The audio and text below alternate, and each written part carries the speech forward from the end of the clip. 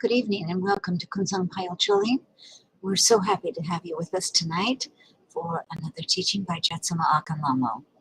This one is from 2008. The title is Fight Might with Right. So join with us now.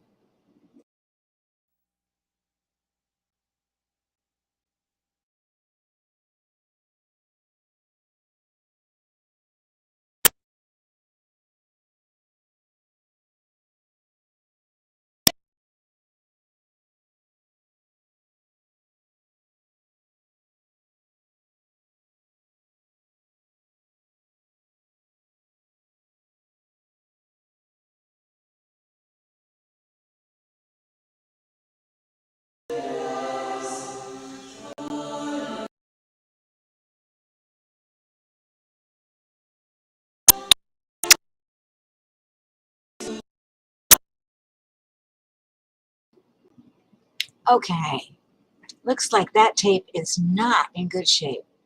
So hang on and we will shift this topic to, let me just take that down, put this up, and give me 1 second and we will have another one up here. This one we were going to show Wednesday, and the title of it is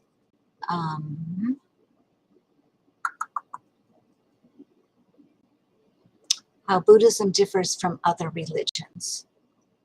And that also was given in 2008. So we just load it in here and we will be ready to go. Hopefully this one is in much better shape and we will swap that out and do the other one next time after we fix it. So thanks for bearing with us.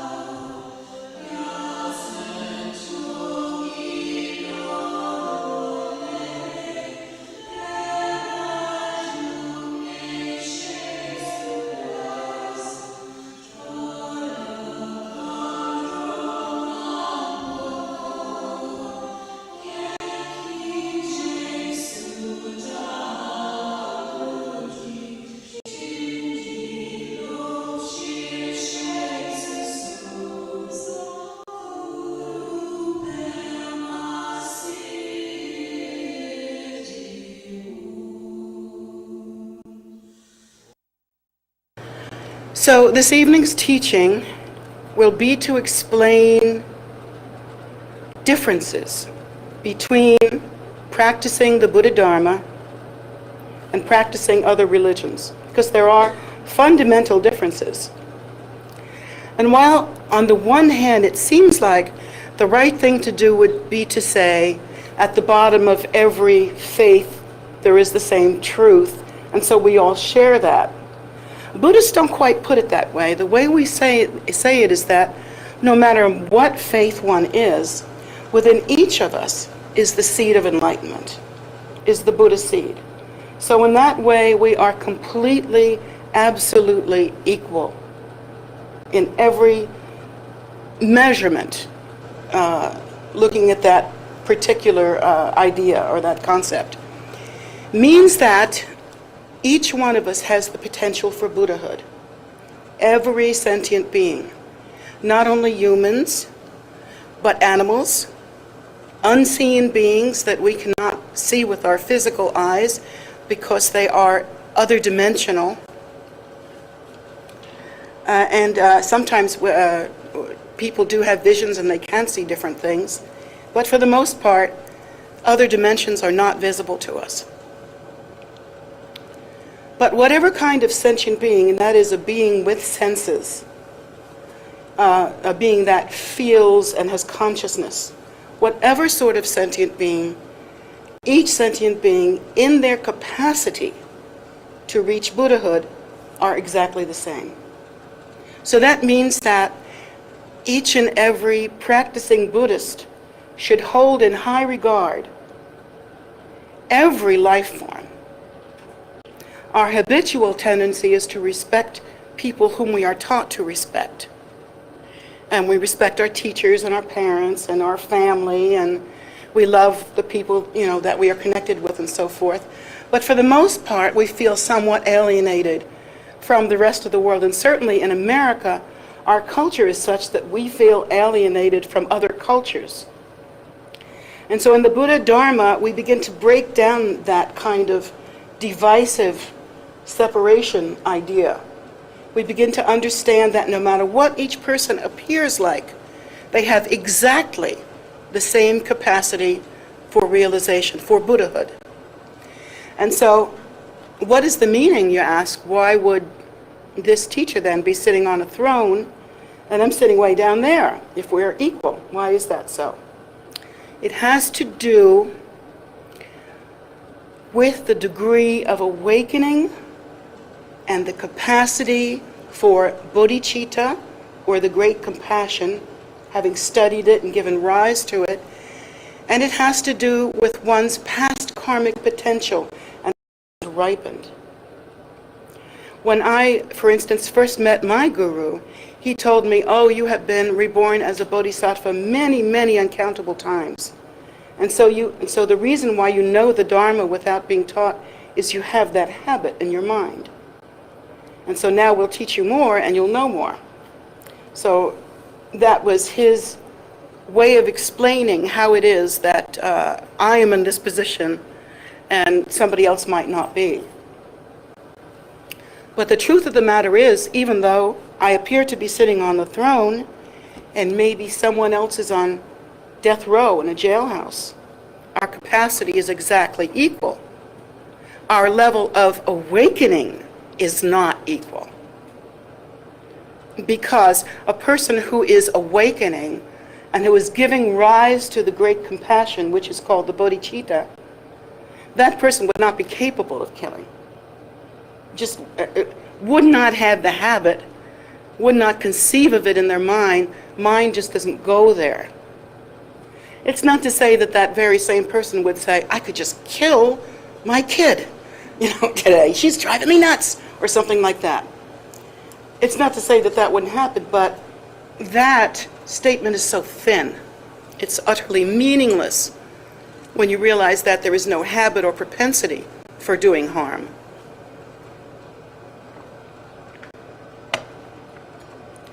So when we study that, the first thing we come to understand is the equality of all that lives. And this is a direct teaching from none other than Shakyamuni Buddha himself. He taught that all beings are essentially equal in their nature and that they all have the same desires, the same exact desire that we have. We want to be happy. We strive for happiness in our own way every day. We go here and go there to be happy. We rest to be happy. We wake up to be happy. We have our weekends to be happy. We hope the weekdays will be happy. It's something that's a theme in us, and whether we really consciously realize that we are striving for happiness, whether or not we realize that consciously, it is an underlying sort of the fuel that runs the machine. And of course, when we are not happy, we are filled, and even that desire for happiness is desire. And when we are not happy, we are suffering. And so the Buddha taught us that each and every sentient being, not just humans, but animals as well, and even non-physical beings, mainly wish to be happy in the simple way that we do. I watch NBC News sometimes, and MSNBC News, and I watch Chris Matthews and Keith Olbermann. And Chris Matthews always says in one of his commercials, he says, this is something uniquely American. this is something that really shows us who we are. We are Americans. Because in America, there's the hope that this day is going to be the best day. And that this is going to be our favorite day, and that we're going to be really happy today. And so we wake up in America with that hope because we have the freedom to gain that happiness. We're not, say, oppressed or in a situation where one is starving or homeless or something like that, where there is, no real potential for true happiness or comfort or ease. Well, I disagree with Chris Matthews, even though I'm a fan. I don't think that only in America do we wake up with that thought. Maybe in America it seems more attainable. But the truth of the matter is, no matter where we are, no matter what diseases we suffer from, or what poverty we endure, or what hunger, or what disability, or what oppression, or warlike conditions, every single person has the wish for the freedom to be happy and wishes for happiness. When we come to realize that all sentient beings are exactly the same in that way, an understanding comes up in our minds, a sense of the equality of all that lives, perhaps a sense of budding compassion or understanding, hopefully. That's the goal anyway. So how does that work? Sometimes we hear about really terrible situations and really terrible people. How is it that,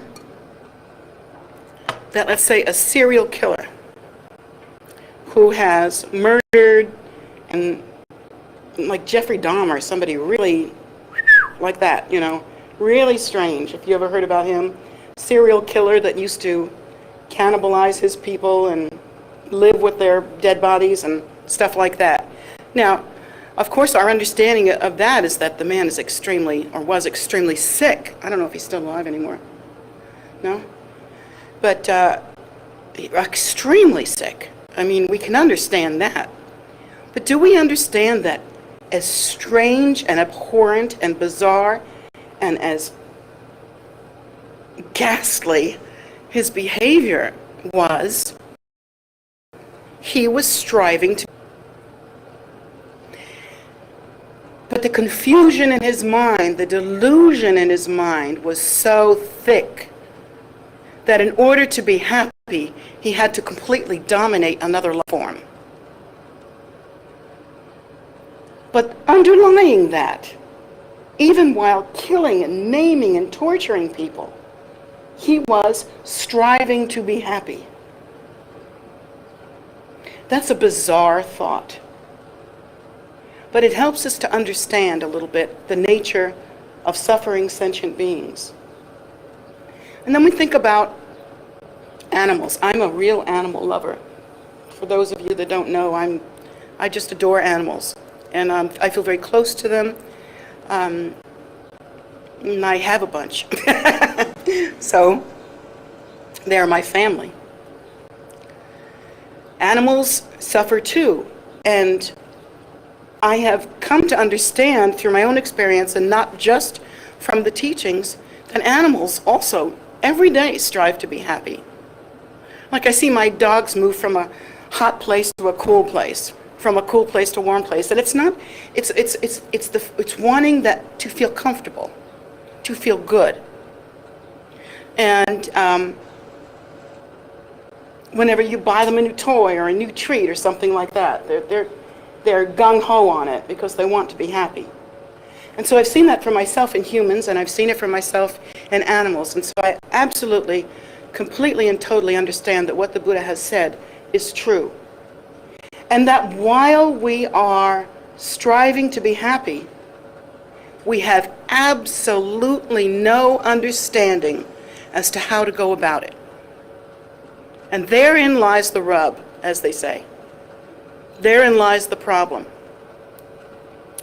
We tend to do things that give us a rush, but it doesn't make us happy. Like, for instance, let's say if we decide to drink some alcohol, and we decide to do it a lot. And we decide to get loaded every weekend. And we think, boy, that gives me something to look forward to, because all week long I can be a good person, and then on the weekend I can get loaded. And then I'll be happy. Of course, it doesn't happen. Generally, what happens is your body gets sicker. You get dependent on alcohol in order to feel anything. And, eventually the mind just churns in samsara, and no new habits or no new understandings or nothing that will actually make you happy occurs. We just get drunk. And then we sober up on Monday. And that's it. That's all that happens. But we keep along thinking that if we do it every weekend, and if we do it better every weekend, that eventually, one weekend, it's really going to make us happy. And it's going to last. And of course that's foolish, because it never works. But there's something about human consciousness that makes it difficult for us to learn from experience. It's like this, banging into the wall constantly. And we go on with behavior that actually makes our situation worse rather than easing it or making us happy or making it better in any way. Like, for instance, let's say you really feel that you would be happy if you had more money. I can't say that I haven't thought that. And I'm sure if I've thought it, pretty much everybody's thought it, at least once. And so we think, wow, if I had some money, boy, I could do some things and I would be happier. Like, I'd really like to go on vacation this summer, and I don't, there's no money to do it with, so wouldn't I be happy if I could go on vacation? It's that kind of thinking. And so let's say that you put a lot of energy into getting this money. Let's say, in fact, you put so much energy into it that you're not quite kosher about it. You're not quite above board. Let's say you lie a little. Somehow that brings you a little money. Let's say you cheat a little. Somehow that brings you a little money. Let's say you steal a little bit. Somehow that brings you a little bit money. And you may get the money. You may go to jail too. Never know. But you may get the money and you may go on vacation. But guess what? You have set yourself up for more suffering than you could possibly imagine. Because even if the vacation goes well, the moment that you took from others and were dishonest and acted selfishly, at that very instant, when you gave rise to a negative cause, the result was also born. Did you know that? See, we think we get away with it until we get caught. And it's not true. The moment we create a non-virtuous cause, the result is born. At the same moment. Now, in our lives, it seems different because it seems like time is linear. And it seems like, well, I was really non-virtuous on Thursday, and by Saturday, it's still looking good. So you think, I got away with it. No, it doesn't work that way. Because the cause was given rise to, the result is already there. And because it didn't happen on Saturday means nothing. It will happen. You will have karma with the person that you were dishonest with, let's say, or that you stole from, or that you harmed in some way. And that person will harm you in the future. Whether they want to or not, it will happen because karma is exacting. It's cause and effect. If you can understand how a seesaw works, you can understand how karma works. If you can understand how you can drop a rock on one side of the pond and feel the vibration on another side of the pond, then you understand how karma works. Though we can't see it exactly, manifesting in front of our eyes, well, that's our great loss because we still think we get away with it. And it's simply not true. So, let's say we go ahead and steal, we go on vacation, and we think it all works out, and then 6 months later, something dastardly happens to us, And maybe it reminds you a little bit of the situation in which you were not nice to somebody, and maybe it doesn't. If you do catch the connection, bully for you. You've learned something, and that's excellent. But if you don't catch the connection, and most of us don't, then it's unfortunate. So what does make happiness? I mean, if all we want is happiness, how do we do it? It's a little counterintuitive, to tell you the truth, but there's a real trick to it, and it can be done. You can create happiness. Here's how it's done. First of all sentient beings are equal. And in our nature, we are not only the same, we are one. From the point of view of Buddhahood, if the Buddha were to look out at everyone and look from the mind of awakening in the state of enlightenment, it would not be possible to see where one of us ends and the other begins. Because our nature, our true nature, is pure, pristine, primordial light. Now, it's not visible light in the way that we understand light, because when you can see light, then you're standing away from it. You would call it undifferentiated, non-conceptual illumination, radiance. That is our nature. So when we defile that nature in our relationships with others and cause harm to others, we suffer. Now if we could do the opposite and try to benefit others, we create happiness. And it doesn't seem to be the truth, because we think, gimme, gimme, gimme. This is what America has taught us. This is what our culture says to us. Give me a car, I'll be happy. Give me a boyfriend, I'll be happy. Give me another boyfriend, I'll be twice as happy. And so that's what we're taught. We're taught that gimme, gimme, gimme is the way to happiness. It's kind of the, it's the modern mantra, isn't it? Gimme, gimme, gimme, hung.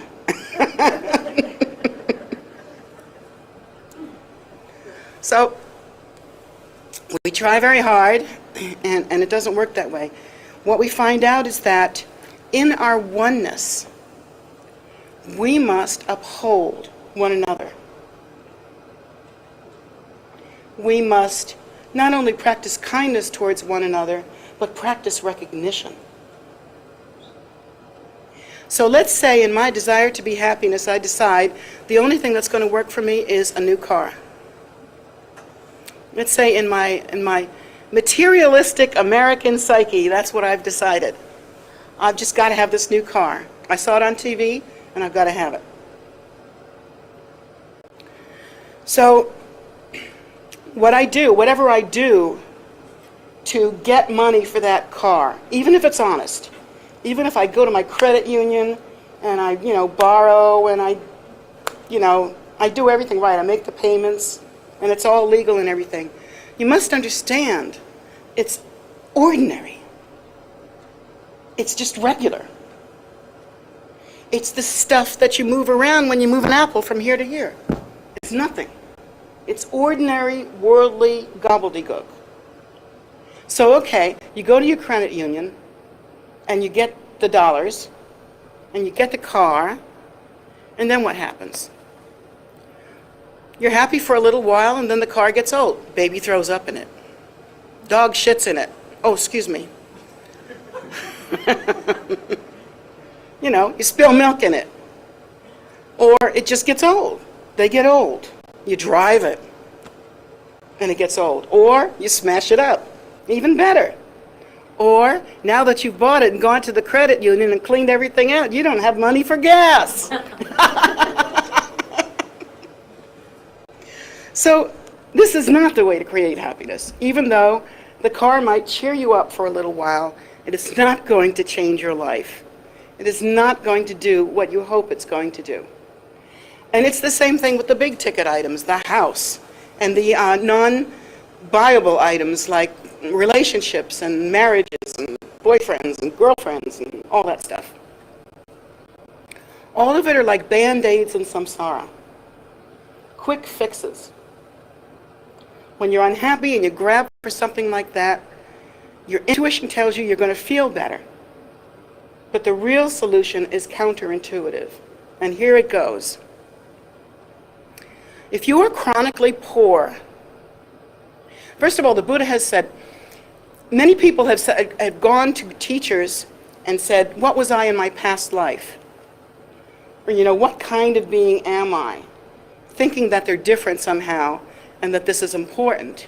It's really not the case. We're exactly all the same. But a lot of times people will go to the teacher and ask questions like that. Well, the Buddha's answer was, if you want to know who you were in your past life, look in the mirror. Not necessarily at your physical appearance and how your mascara's on and that sort of thing, but more like, look at who you are, look at your life. Look at what you've accomplished. Not what you're spinning in your head that you're going to accomplish, but what you have accomplished. Then you can begin a certain analysis. Let's say, excuse me,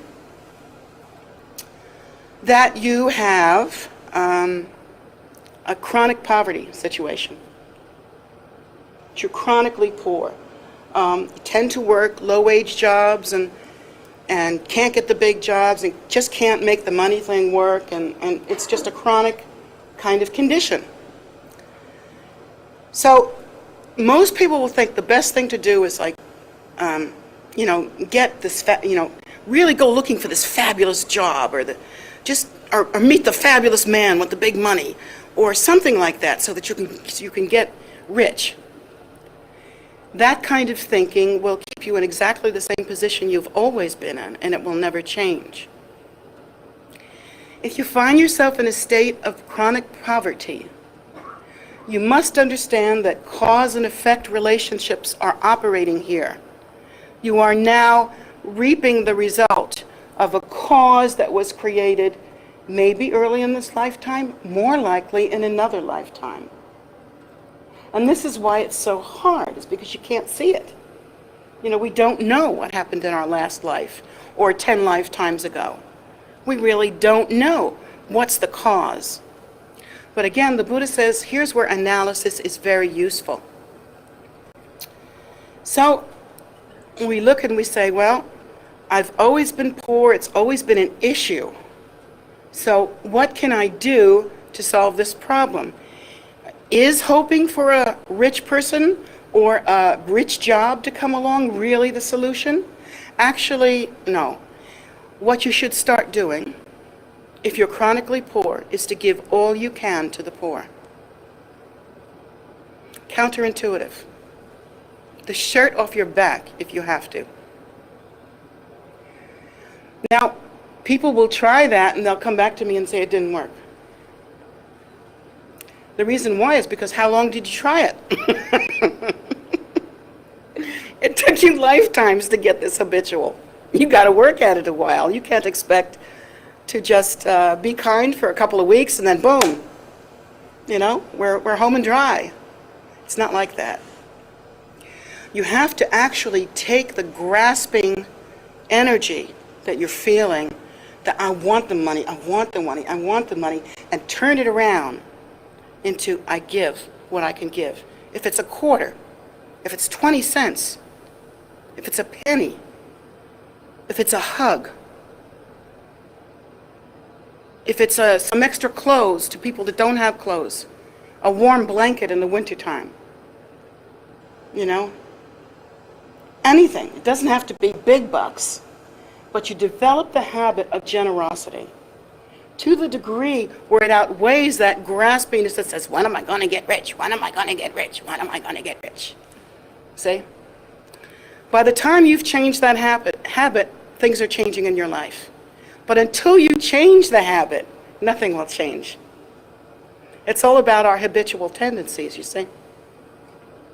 And there is nobody that knows this better than a recovering alcoholic.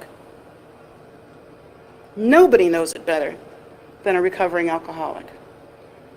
Nobody but I think recovering alcoholics make the best students because they understand what habitual tendency is all about. And they understand what addiction is all about too, including the addiction to gimme, gimme, gimme. I want it, I want it, I want it. More, more, more. That's an addiction. So as we begin to break our habitual tendencies and turn them around and change the addiction, then at that point, we begin giving. When you start giving to others, generally you give to people that have less to you. And one of the first things it does, it makes you realize how much you actually have. Because we don't generally realize how much we actually have. Impoverishment is in here. So when we begin to act kindly and generously towards others and give what little we have, the grasping hand turns around and becomes a giving hand. The mind relaxes about the issue of having, and that clears the way for the ripening of virtuous karma. Virtuous karma will bring us happiness, joy, money, whatever it's tuned into, whatever it's the result of. But it's the grasping neediness that keeps us from giving and makes us so unhappy. So, again, the way to become happy is somewhat counterintuitive, particularly when you're first starting out on the path. Because when we first start out on the path, we come here because generally we're interested, but we also have issues. We have problems. We need to understand more. Our life doesn't make sense in some way. We need to grow in our understanding. And so something is a little bit off, generally, when we first come to the path. And what's off is the old habit. You know, the old habit that says materialism makes you happy, and that, getting for you is what you need to do. It's, and it's you first and nobody else. That kind of materialism is what we walk in here with. Whether we realize it or not, we're brought up with it. Even our parents told you, go to school so you can make much money than the slob next door. It's that kind of idea. I mean, I don't know if your parents said that, but you get the idea. So,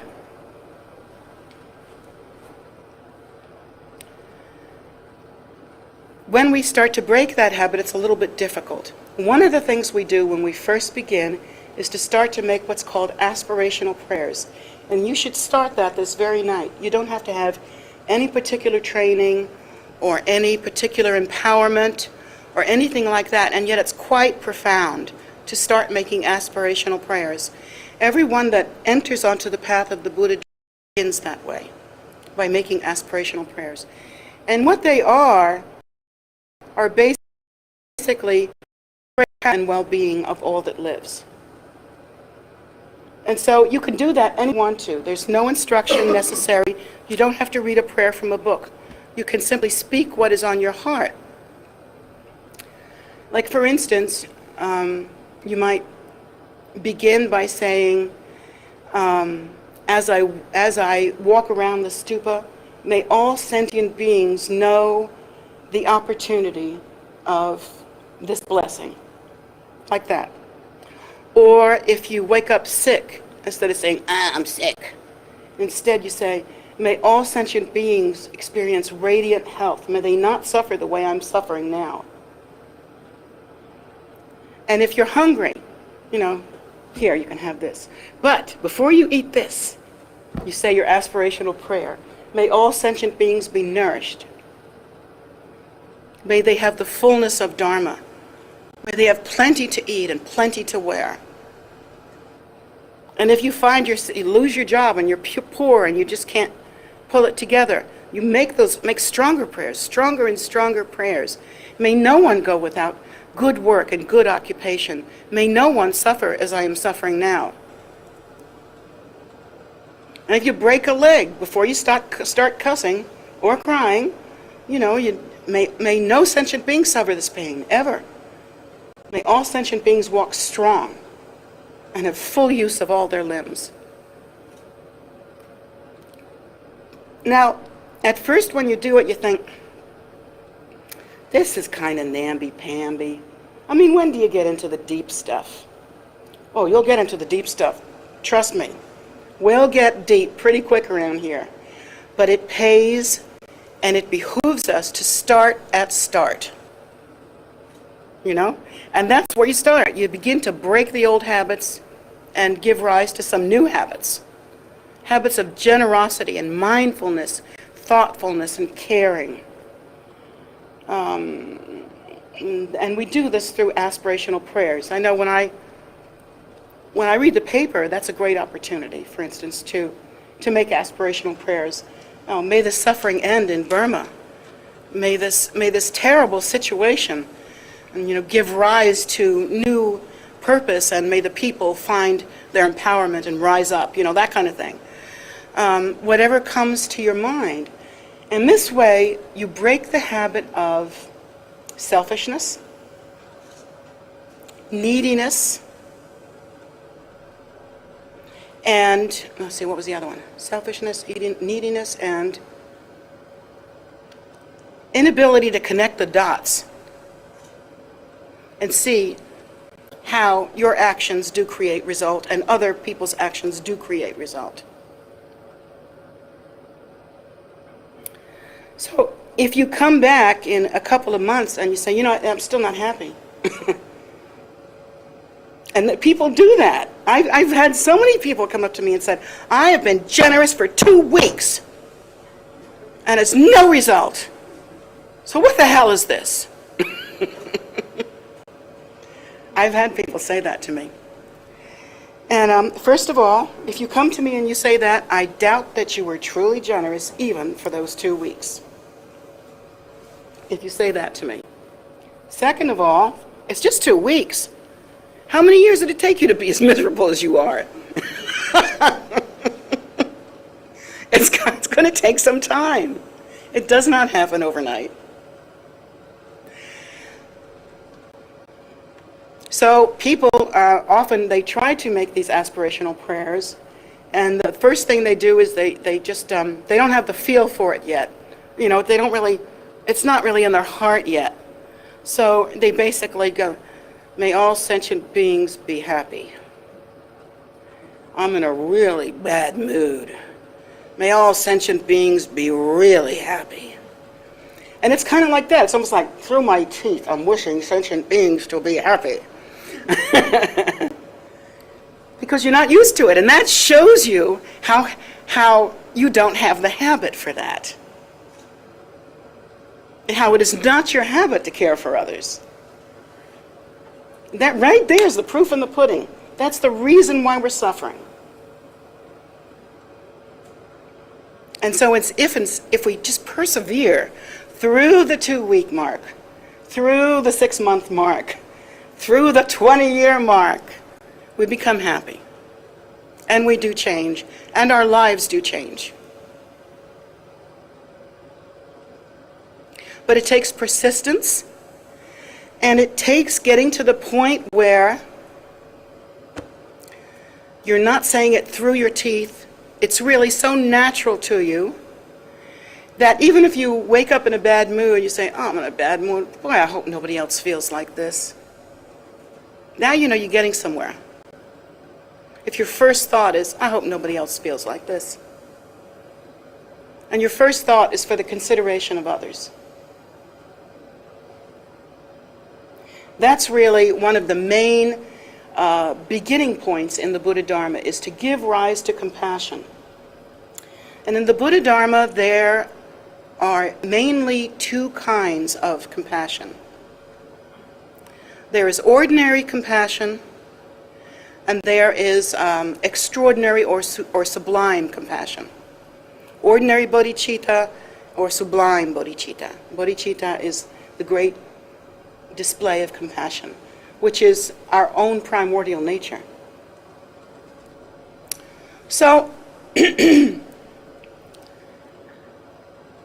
ordinary bodhicitta is the caring for others through the means that we can find on this earth, through ordinary means, in other words. Like, for instance, if you see somebody that's hungry and you give them a sandwich, that's compassionate. But it's ordinary compassion because, you didn't get the sandwich from the sublime realms. You got it from a kitchen, probably your kitchen, or you bought it somewhere. And so it's ordinary stuff that went into it. Bologna and salami and whatever. Peanut butter and jelly. So it's ordinary. And even let's say you make 150 sandwiches, you pass them out to the hungry homeless. Well, that's a good day. Now, you've got my attention if you've done that. That's a real good day. But it's still ordinary compassion because it's easily attainable. Even to the degree that, let's say, there are many, many hungry people now in Burma. No matter what the junta says, the people are not eating. And they are sick and dying.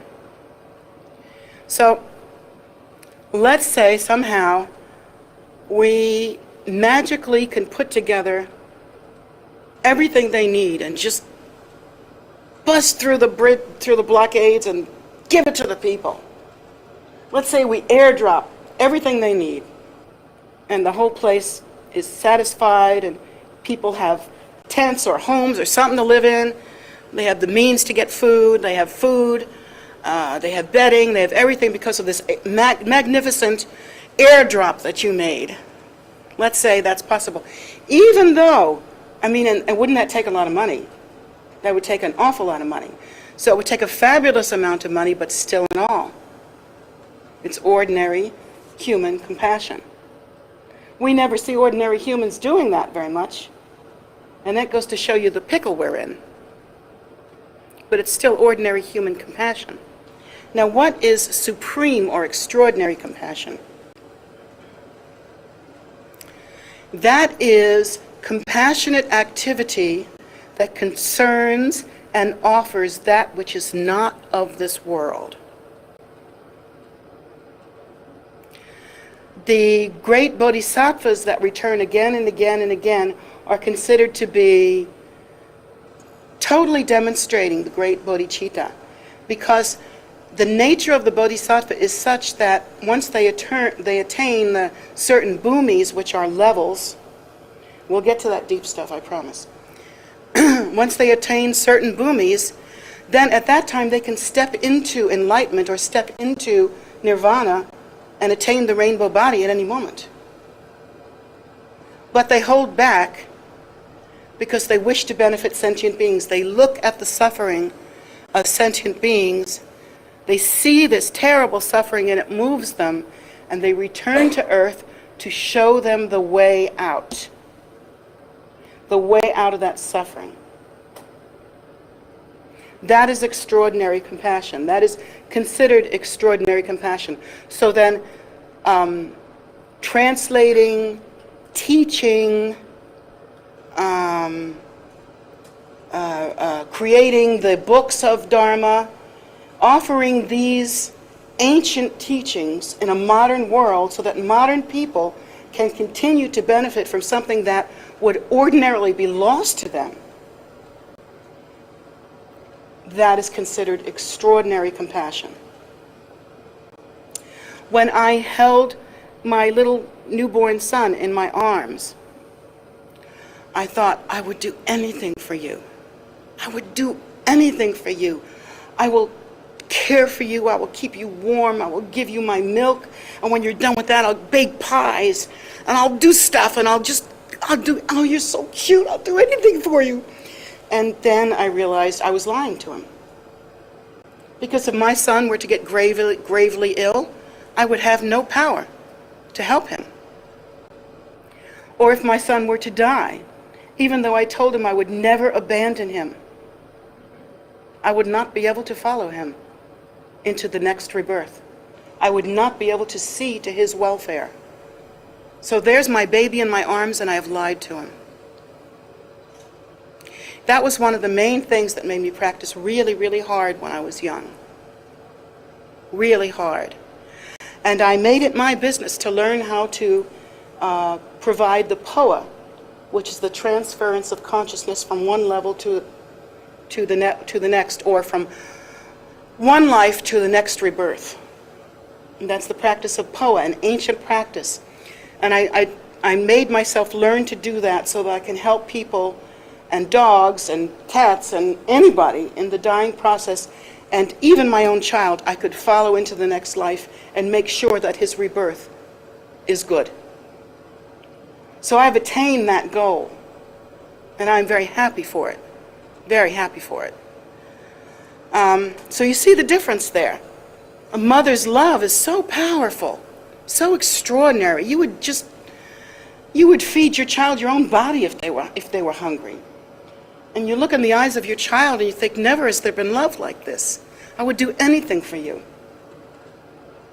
But until we can really, it's still ordinary human compassion. And until that compassion applies to all sentient beings and we have the skills through our own realization, we're lying. And we are not able to do very much for those we love. So that is one of the differences between ordinary and supreme bodhicitta.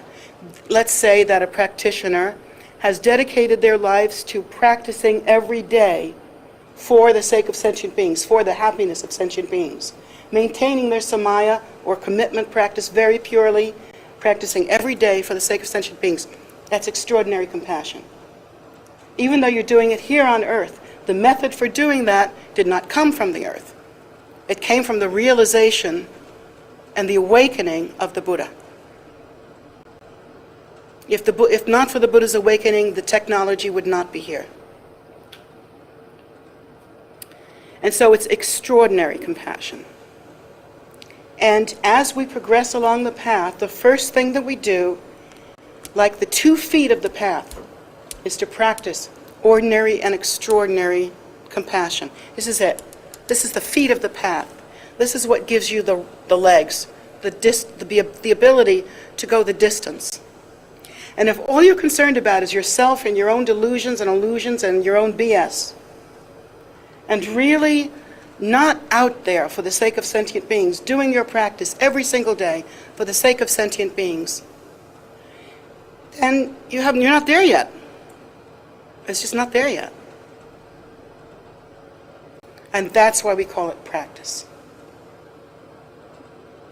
Nobody comes here ready to fly. Nobody. If that were the case, you wouldn't need to come here. But you come here with a taste. There must be some old habit in you, some karma, something that you've given rise to in the past that puts you here in this moment. And may I suggest and may I beg you to take advantage of it. Because in order to get to the point where you can sit at the feet of your guru and listen to the precious Buddha Dharma, and then go to New York and hear His Holiness teach the precious Buddha Dharma, you must have made so many wishing prayers and must have done so much virtuous conduct in the past. And if your path goes smoothly, then you know that you've done it before. And if you give rise to the bodhicitta, then you're not a stranger to it. And this is how we know where we've been and what we were like in the past, simply by looking at ourselves.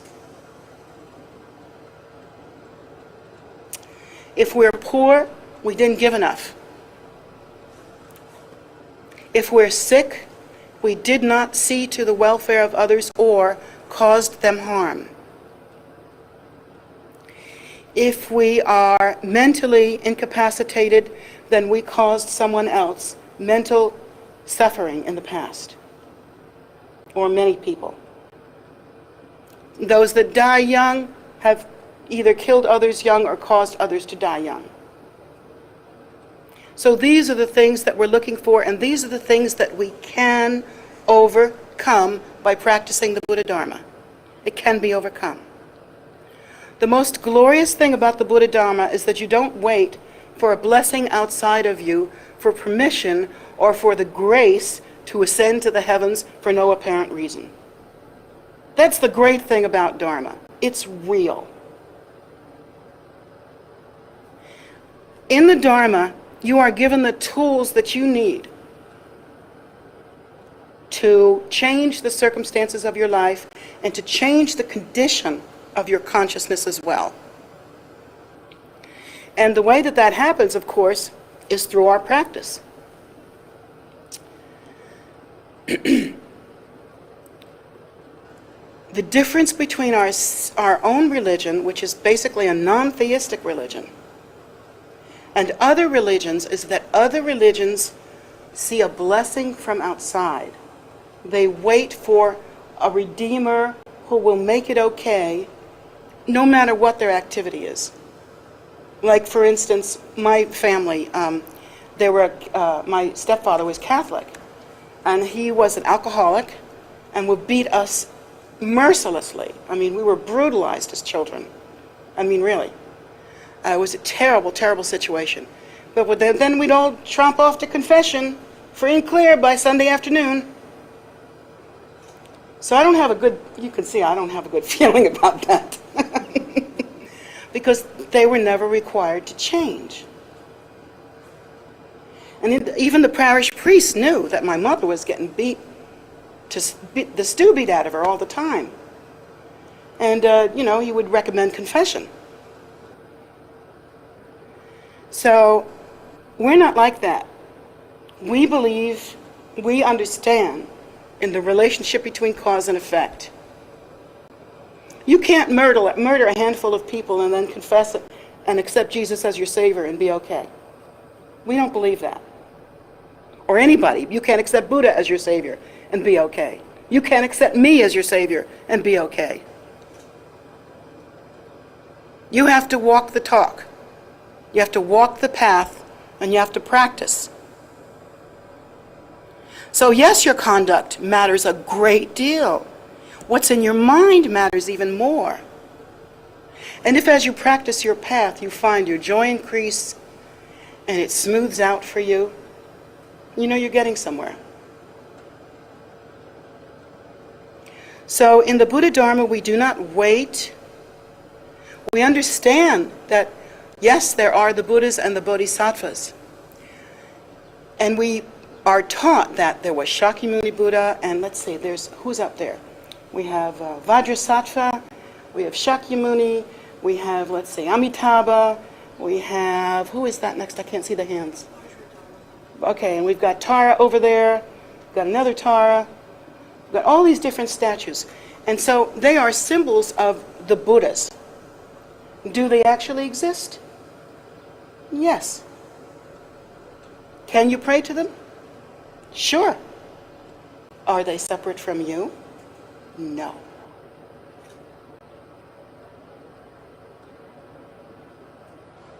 That's the difference. When we begin to practice the Buddha Dharma and really engage in practice, we begin by practicing generation stage teaching. And what that means is you learn to generate yourself, you learn to dissolve your ordinary constituents. You just boom, dissolve. This is your visualization.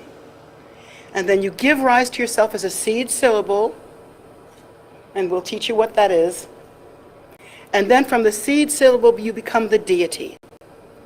Tara, Vajradhara, Manjushri, any of those. You become that deity, and you give rise to Vajra pride.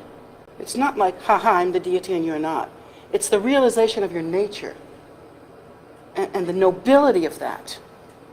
And you become that very deity, and you begin to develop the qualities of that deity by reciting the mantra and practicing the hand implements. And so eventually, when you accomplish the deity, at that very moment you come to understand that you are not separate from that deity, and that deity is your very nature. As we practice, also as we move on and practice the Guru Yoga, one realizes that the teacher on the throne that we revere and think has great wisdom and great bodhicitta, and we see has special qualities, when you really accomplish Guru Yoga, you mix your mind stream with the Guru's mind stream like milk with water. And they become so inseparable that in the end you realize that your own root Guru is the very display of your mind. How amazing. That's how deep this path is. And to practice it superficially is crazy. You can do that anywhere else. You can be superficial anywhere you want to. But to come here and practice, you should practice deeply. And please take to heart even the beginning things that I speak of, like the aspirational prayers, and developing the habit of that. Please start there right now. You can do that right now. And to give rise to the understanding that by contemplation on what I've taught tonight, that we are the same in our nature, that we wish to be happy, and that the way to be happy may seem counterintuitive at first, but it's real. There aren't many happier people than people who are happy in their own mind. Those that have awakened and have realized they are filled with the streaming bliss of the bodhicitta. There's no unhappiness, there's no drama, there's no BS. You see? And that's how we know we're making it. All right. So that's good for tonight.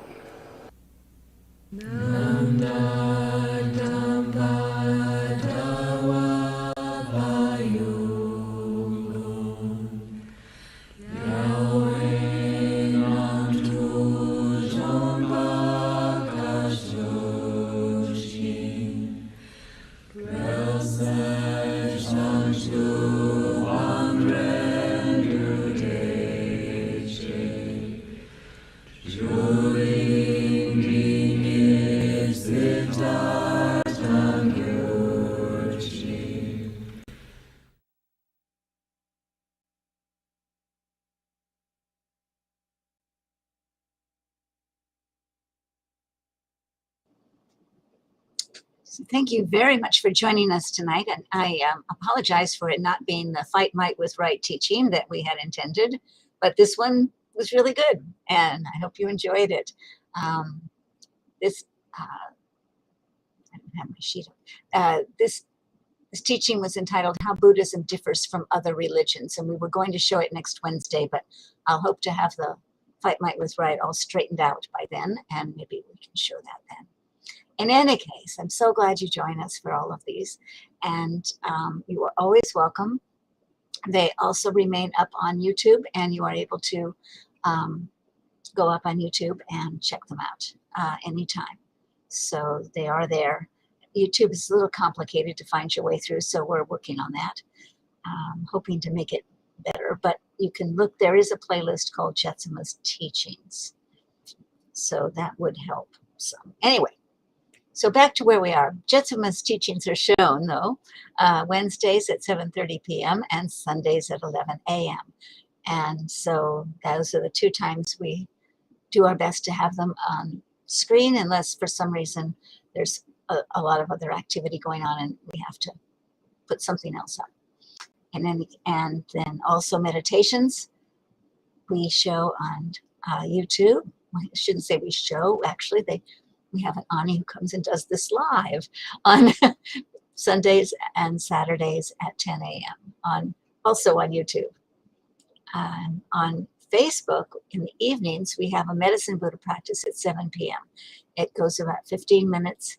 It's a condensed practice in English, and you can follow along, and you can put in all your prayers and make offerings for those who you feel are sick or injured or need your help. So that's a great place to do that, and there's others who are doing it with you, and so you can have some support in that. Every day we have a food offering ceremony. We call it a soak, and it's the general schedule is Monday through Friday at 5:30, Saturday at noon, and Sunday at 2.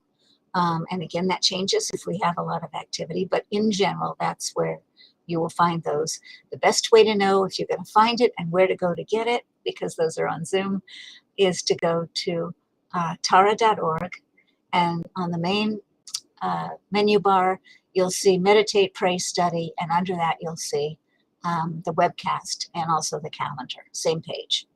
So you can go there, and if it's up on YouTube, it will come in on that page as well, if you want to just hang out on that page.